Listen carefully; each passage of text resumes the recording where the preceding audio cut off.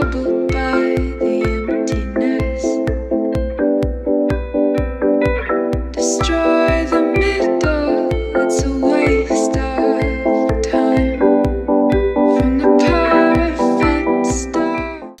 Hello Perfect Beauties, my name is Daisy and I am on a video roll in January. I am planning to upload a video every single day because it is a new year, and today I'm going to be talking about college experience, college majors, does college, like what you should major in for college, and just my experience with college. Now, I've been out of college for 4 to 5 years, so it's given me enough perspective to get into the real world, have a few different career changes. At the same time, I'm not super far removed from college that I still remember a lot of kind of what I went through. So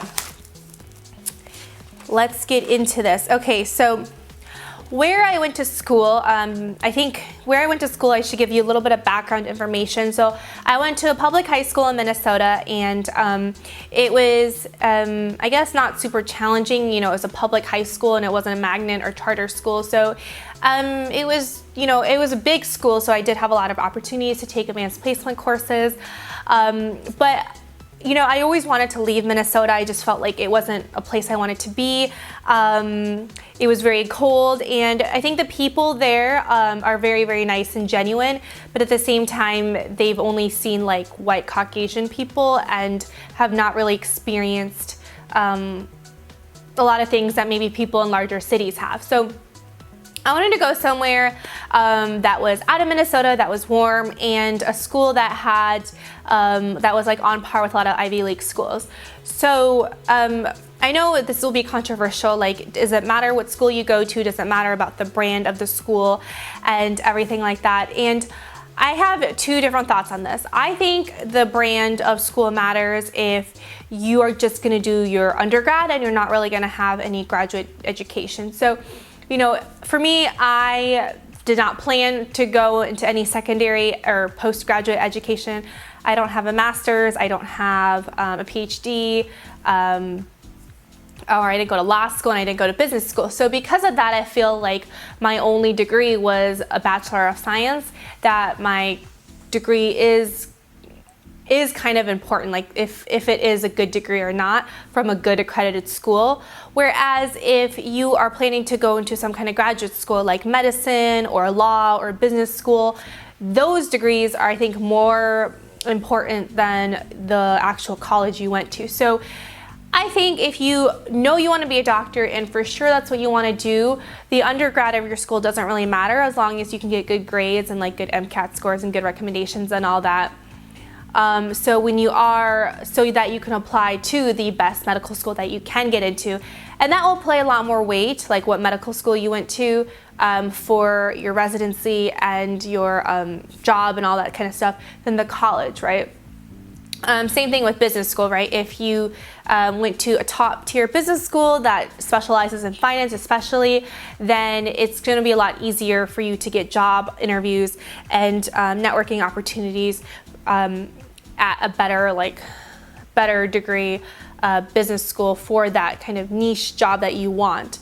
So it just depends on, do you want to go to graduate school or not? I think if you go to name brand school doesn't mean you're successful or smarter than anybody, but I think that the pool of people there are more similar in terms of what they value and prioritize, and I think there's a lot of great networking opportunities.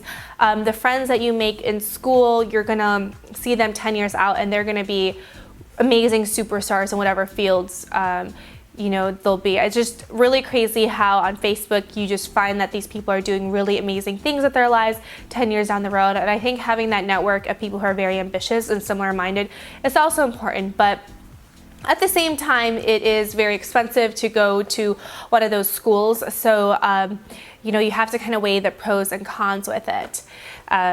So that's why I wanted to go to Duke. I also wanted to actually study medicine. I wanted to be a dermatologist. I was always into skincare and things like that. And Duke has really good like biomedical, I think, engineering, and they have like a lot of health research there.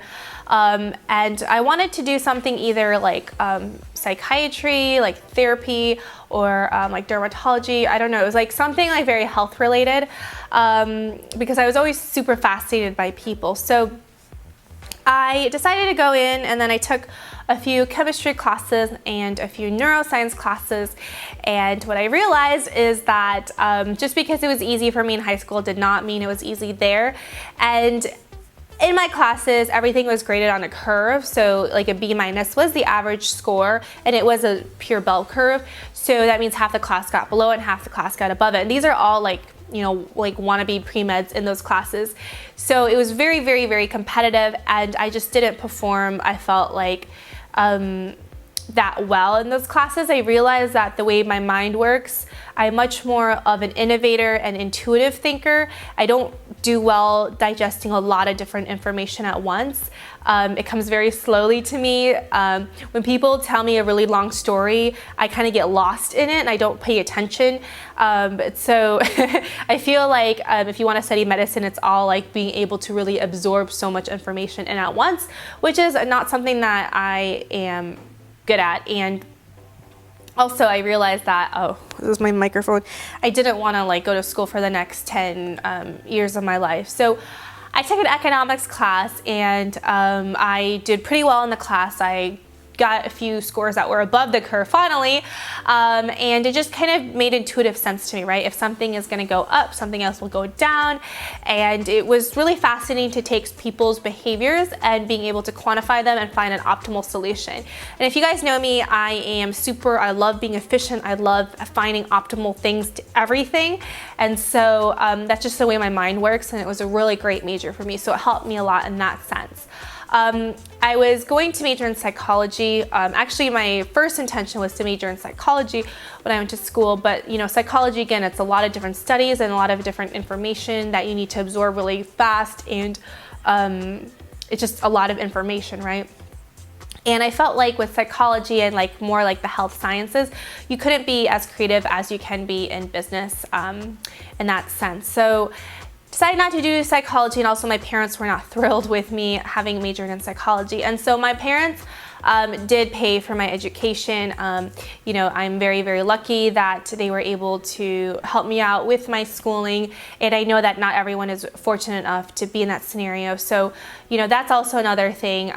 They did pay for college, but they did not pay for anything else. So they didn't pay for like extra spending money, and they didn't pay for like during the summers. I never went to any summer camp or any kind of parties, or I didn't do any unpaid internships, simply because my parents were paying for the tuition, and that's it. And you have to kind of deal with everything else on your own. And I'm, you know, in retrospect, I'm really glad they did that, because it made me value just how expensive it is to go to a school like that. So they didn't want me to major in psychology because they felt like the job opportunities were too limited.